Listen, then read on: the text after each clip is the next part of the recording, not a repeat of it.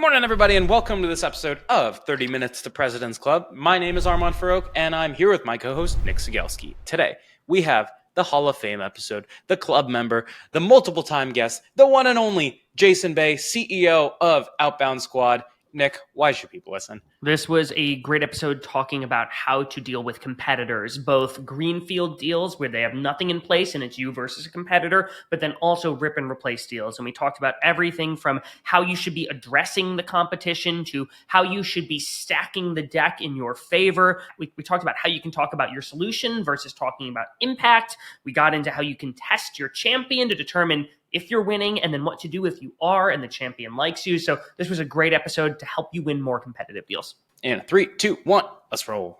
All right, Jason, welcome to the show. We start every single episode with your top 3 actionable takeaways. So let's get your 3. First one is competitor takedown campaigns. I see a lot of companies running outbound competitor campaigns like this. Hey, Nick, saw you're using our competitor. They really suck because of XYZ reasons. Do you want to take a meeting with me? That is not how to run a competitor takedown campaign. When you know that someone is using a competitor, that is a way to point your efforts on the right accounts. And what you need to really know is what's the differentiation and what is the problem they are not able to solve because they're using that competitor. So that's the first one. With competitor takedown campaigns, we're not going to attack the competitor in the cold email itself. Great. What's number 2? Number 2 is we want to address the competitor head on and not be shy about it. I'm working with a customer right now that sells in the construction space. It's a very competitive space. They have a competitor that is a third of the cost, and they sell against someone that is 10 times the cost. And there's sort of that middle solution. Their reps are very shy about talking about competitors, even when they know that they're using a competitor and they're not moving from pen and paper. I want to address that head on and ask, Armand, before we dig in today, you had a great conversation with Nick. I have to ask you, you're using competitor ABC. What made you decide to even take the call today? Why are you entertaining switching? And get them to sell me on why they're entertaining switching. And that creates the talking points for the conversation that we're going to have with them. Great. What's number 3? Third thing, the total cost of ownership play. I see a lot of companies attempting to pull this off, and it sounds something like, you use 5 tools that you're piecing together. We have one. We could save you $1,000 a month. When you take that angle and position yourself like that, I don't want to start a sales cycle where people are only going to buy my thing if it makes their other stuff cheaper. I don't want to be in that conversation. The value conversation is what can I unlock? So I have a customer that sells another different solution to contractors. And what she found is that the fact that the customer is able to do a live inventory analysis of how much materials they have for these large construction projects, when they don't have that, they're overspending by 30, 40, 50 grand per project across dozens of projects over the course of the year. We're talking about a problem that is millions of dollars over the course of a year versus we can save you $1,000 a month. When she positioned the solution around unlocking something that would create a ton more profit in these jobs, it was a no-brainer for them to switch solutions. So those are my 3 takeaways. So Jason, let's start at the very top level. In the prep, we were talking about 2 types of competitive deals. You have rip and replace deals where someone is using a competitor and you literally have to rip them out. And then you have greenfield competitive deals. In other words, they have nothing and they are considering buying you or a competitor or possibly staying with nothing. How do you think about rip and replace deals versus greenfield deals? So the beauty of a rip and replace is that the customer is already sold on fixing the problem that your solution solves, and they've already invested in fixing it. So the thing that I really need to understand in a rip and replace deal is, why did they bring on a solution to begin with? And I think it depends on how the sales cycle gets started. Is it inbound versus outbound? But with rip and replace, I already know that they have a problem, and I'm going to really focus on, like, where are the areas of differentiation that they might not be thinking about that I know that my solution can solve that they're not getting done right now. That's the stuff that I need to find.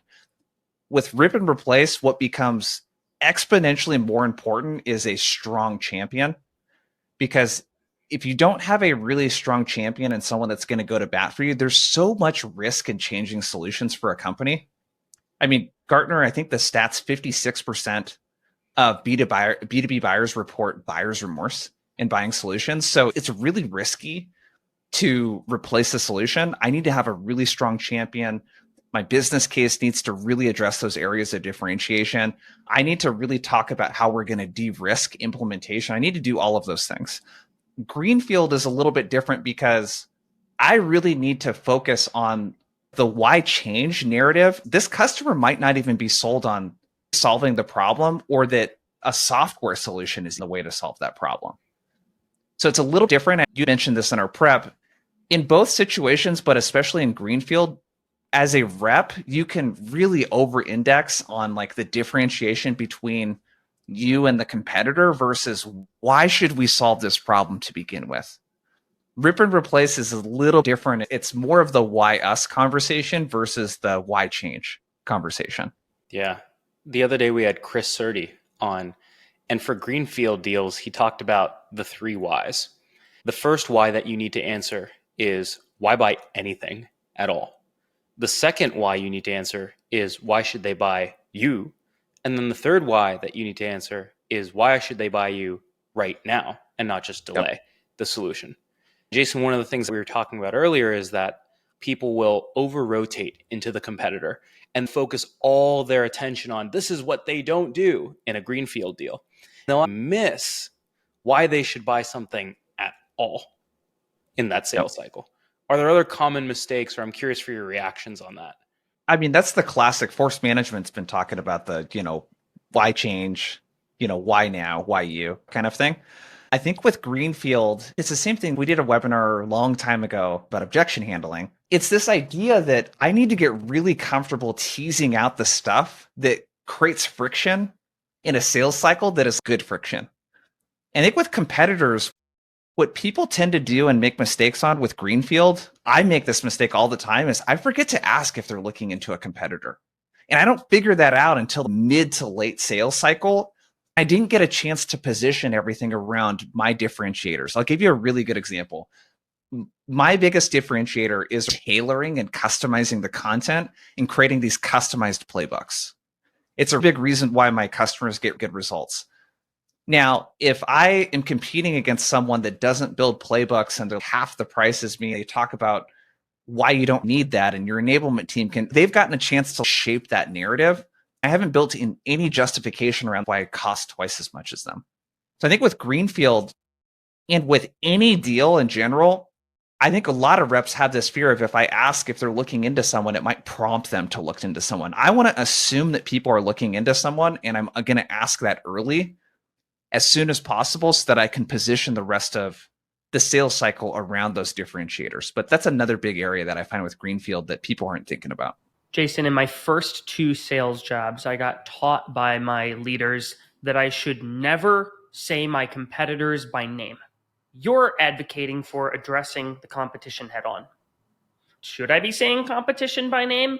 And how should I be addressing the idea of competitors with my prospect? Yeah. If they want a list of people to look into, I'm happy to provide that list. If we get really tactical here, the way that I ask this question is, hey, Nick, I imagine you guys are looking into a lot of sales trainers right now, and that you came to me. Do you mind sharing? Who else are you guys looking into? What are you looking for? I hardly ever get a bad answer to that question. The next place I want to take the conversation, I really want to talk about the landscape and how my customers think about making the decision. Let's use cybersecurity. So with cybersecurity, there's all kinds of aspects around alerts.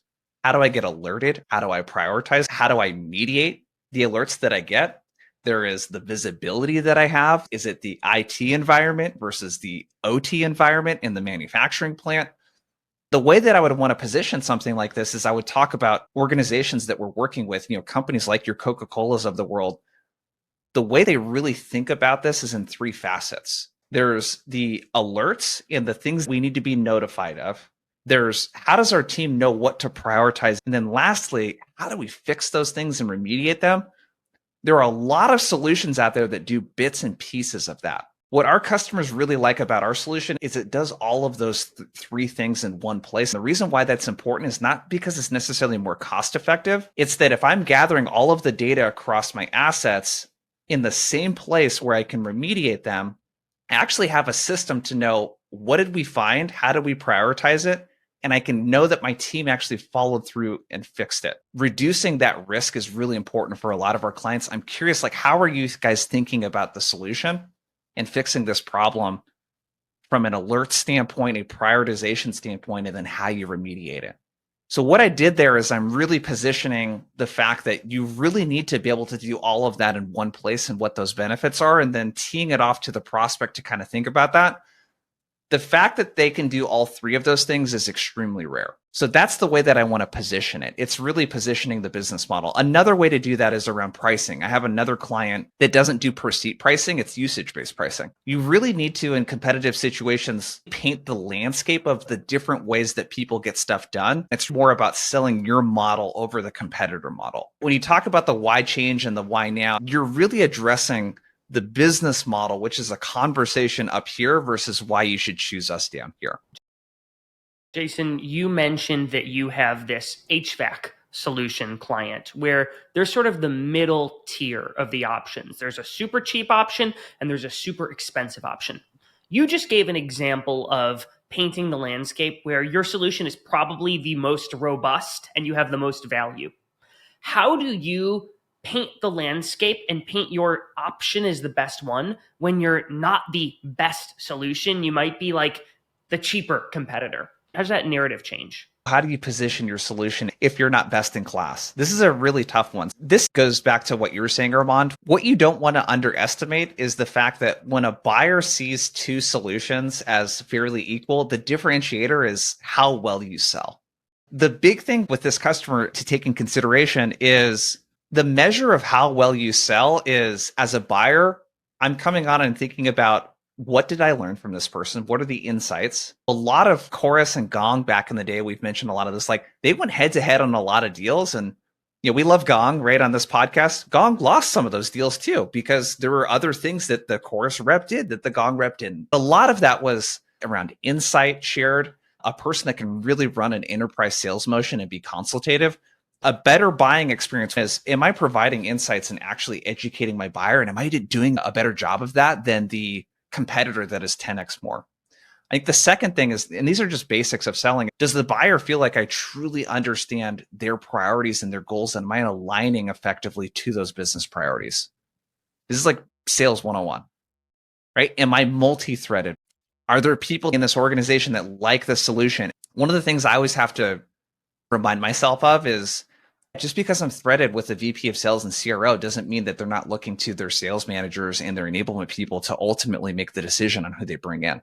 So how well am I not only multi-threaded, but single threading with the different users and people that are going to be interacting with my solution? Running a really tight sales process, that is a differentiator. A lot of people think that every sales cycle means a prospect has three problems and then a salesperson presents the solutions to those three problems. Oftentimes, the average seller can't even get those three problems, or they can't get the buyer to vocalize those three problems. So they end up showing a lot of the things that don't matter, or missing certain things in their product that would have mattered. So it's not just like your buyers have a massive checklist where you're 70% losing in all the areas. When I was at Pave, we had horrible feature parity. We were new in the market. We were 3 times as expensive, but we knew how to differentiate on sales process. Whenever we got pegged with a feature gap or an issue of some functionality we didn't have, we got really good at asking buyers why that even mattered and showing them other ways to accomplish the same solution, as long as they wanted to solve the big problem that only Pave could solve. If you're not number one in the market, you need to be number one at something. Figure out the customers that fit into that mold, whether it's the cheap customers who want the cheap solution or the customers that want all the fancy integrations. You've got to find that sweet spot, because if you're trying to sell the premium solution to cheap customers only, you're going to lose a lot of deals that are going to drive you crazy, because usually you're not going to win everywhere. That's a good point you bring up. We talked about this yesterday. I call it chunking up. When someone says your competitor has this feature, but you don't, you got to chunk the conversation up. Hey, before we dig into that, what are you trying to accomplish through that? What is the problem that you're trying to solve? We just have a different way of doing it. If you're a smaller company or you're not the number one company, let's say a category leader, you got to think about, how do I de-risk the purchase for the customer? How do I make it less risky to use my stuff? I think one of the really underestimated things in large mid-market and enterprise sales is professional services, like implementation. Yeah. One of the stats that you can bring up is the one that I shared earlier around, 56% of buyers having buyer's regret. 7 out of 10 change management initiatives failing, according to McKinsey. I think talking about how you can help the customer successfully implement the solution and adding professional services to it can be really big. The other thing is, I think you have a huge advantage at a smaller company where you can get more access to this, but getting access to your executives early in the deal is so big. Like if you work at a huge company that's got 10,000 employees, no one in the C-suite is going to hop on a sales call with a prospect. They're not going to do that kind of stuff. Think about where you're more agile and you can be a little bit more nimble through the sales process and get these prospects access to world-class people on your team. Another thing around implementation, it depends on your implementation team and the customer success folks, but to a buyer, I think it can be really important. One of the things we can do and really prioritize is the team that I was telling you about that did the implementation for Shopify. We can prioritize them and make sure that they do the implementation for you. The implementation team, the professional services, think about the other things around the software that you can do to enable the buyer to get a better outcome. That's hugely underrated. Jason, we used to do that all the time when I was selling ERP systems to law firms. To your point, we were sort of the mid-tier player, but because we weren't as big as one of our biggest competitors, Thomson Reuters, I could get our head of implement on a call on a moment's notice with a prospect where they would send no one or like some person who was not impressive at all. And what would happen is prospect would then meet with our head of implementations and they'd have a great relationship because this person would go super deep. And I could also use that as a way to drive timeline. We've got some slots open where the person you met with is going to be running your implementation, but they're not just perpetually available. I can make sure that you get them and their team on your project. You got to come aboard by this date. We could use that as a way to drive timeline. On the note of timeline, I've heard differing opinions about in competitive deals. This is like a head-to-head of the order of presenting. I've heard some people say, you want to make sure that you do the presentations first because you can sort of set the criteria. And then I've heard other people say, no, you actually want to go second because that leaves more of a lasting impression. I don't know if you have a perspective on, you're in a competitive deal, how you think about the ordering or even the pacing of progressing through the evaluation process. It's a good question. I don't have any data to support either way. I can give you my personal preference and what I usually recommend. I like being first to shape the buying criteria. I can tell you the most important thing if you're going to go first is that you have a next step set with your champion afterwards. So I think regardless of the order, you don't always get to control the order. Unless you have really, really good relationships and they really like you, you're not going to get to control the order. What I do want is two things. I want to have a call set up afterwards, after all the presentations are done. And I want a really good champion that feeds me intel. I have champions that send over the proposals that they get from my competitors. So you want to have a really good champion. There is a benefit to going last in that you could have your champion feed you intel on what was talked about so far. Maybe that would be an advantage of going last. I personally like to go first. I've had people cancel presentations because they saw 3, really liked one and just thought that was enough. They just went with one of the first 3 people that they saw. That's happened to me before. If I'm a rep, how do I get my champion to feed me that inside intel about how my presentation should go? Or even send over a competitor's proposal? Like, what do I say to my champion? So before their presentations, I'm going to ask my champion, if the decision was up to you, would you select me? If that person is unsure or they say no, you're not going to win that deal, dude. You're probably not going to get that deal. So I want to have that conversation, that candor with my champion prior to setting up those larger presentations. If I haven't sold the champion, I have some selling to do. I should be their number one choice. If they're my number one choice, then it's as simple as asking, hey, Armand, let's work together on this. I'm going to be giving the 3rd presentation. I really want to hit on key points that maybe weren't brought up in previous presentations or areas of differentiation so that we can work together. Would you mind feeding me some intel? Can we talk after that first presentation? I will set up those calls and touch points. This is like some Jedi mind trick stuff. The rest of the buying group is not going to know about that. But this is I almost said dirty work. Dirty work almost implies that you're doing something bad. But this is the work it takes with these larger deals when you have a good champion to think about the politics of the buying group and have someone that can feed you intel like that. It's super important. But the answer to your question is I need to know that I'm that person's first choice so that they are actually a champion. And then it's as simple as asking them. Let's say you don't know you're the first choice yet, and they're about to start evaluating other competitors. How do you send them into those conversations?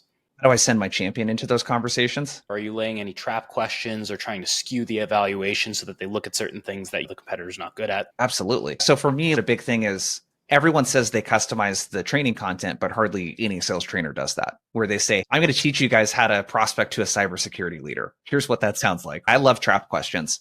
Nick, I'm going to give you a couple things that I think would be really good to look for and questions that you could ask to make sure that you're going to get a really good program from these guys. One of the first things is tailoring of content.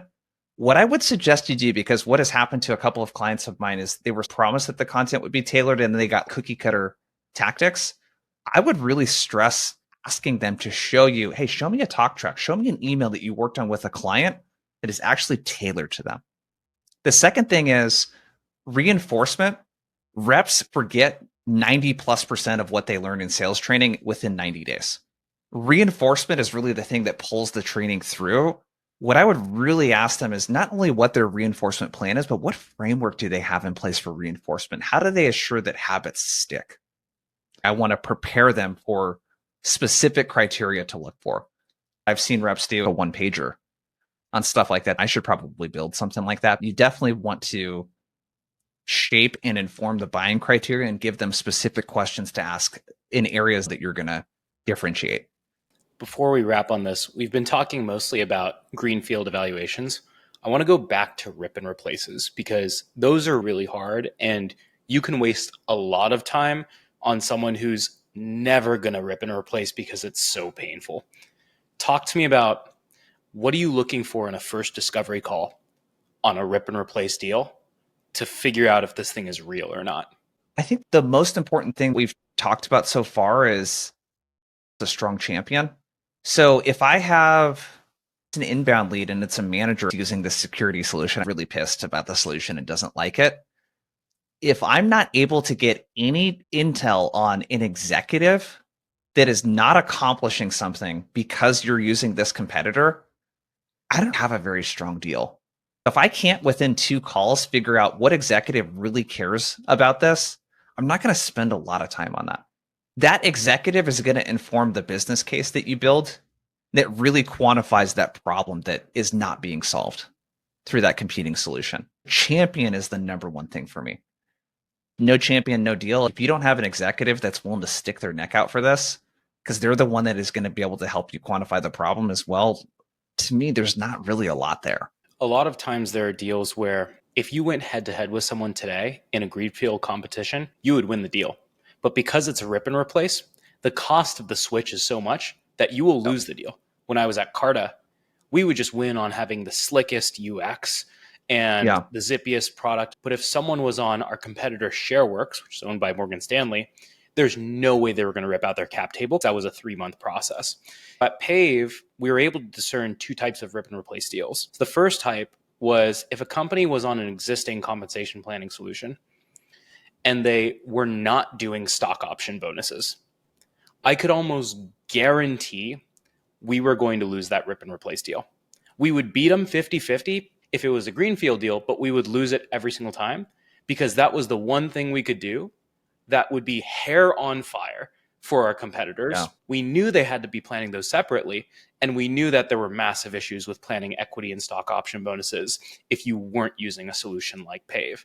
And so it allowed us to basically filter a lot of the BS rip and replace deals that reps would normally spend months on if they thought that some of these nice to have things would have taken them to the finish line, because usually they don't. I think you can also voice that over to the customer. When I was selling ERP software, it was harder to say, oh, they're on X system, they're not, or they are going to switch. I sometimes got surprised by prospects that left tech I thought was better than what I sold, but they ended up migrating to us because it wasn't implemented properly, or they saw something they really loved. But What we would do is something similar to that I've learned from you, Armand, where you really paint up how much work it's actually going to be, not just to implement this thing, but even to evaluate it. And you explain like, hey, this is going to take a lot of time from your team and from ours. We're going to have a lot of demos. We're going to have a lot of meetings. We're going to have to talk about the tech and how everything connects. Is that something you really want to go through? I think we're better than where you are right now, but it might make sense just to keep living with where you are today.